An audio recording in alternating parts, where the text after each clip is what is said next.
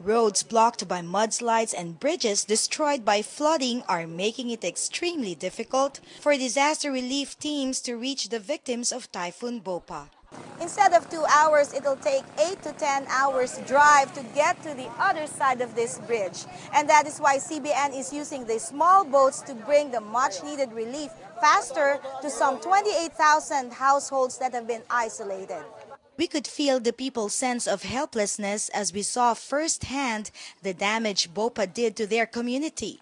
The storm devastated vast lands of coconut plantations, schools, churches, and even hospitals. Philippine Red Cross Chairman Richard Gordon despaired over the plight of the typhoon victims and the shortage of medical assistance for the injured and those suffering from fever and diarrhea.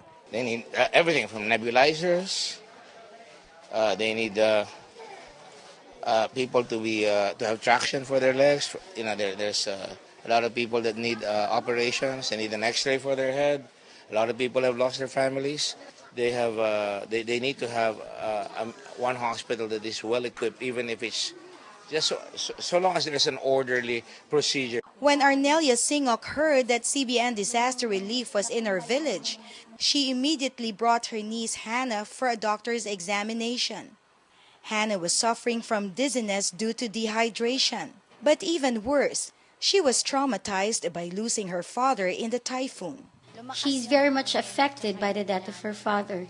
He was struck by a coconut tree during the storm, and our house was swept away by the winds.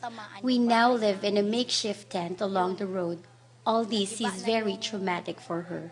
A CBN doctor gave Hannah oral rehydration solution to replace lost fluids. And the CBN church volunteer prayed for healing for her body and emotional condition.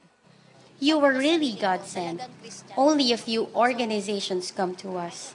Thank you very much for coming to our village to help us. Arnelia was also surprised that CBN found their tent. She was grateful for the mat and blanket that are important in helping Hannah recover. Many more victims need medical care in these isolated towns, and CBN will be holding more medical missions in these areas in the coming weeks. Lucille Talusan, CBN News, Davao Oriental, Philippines.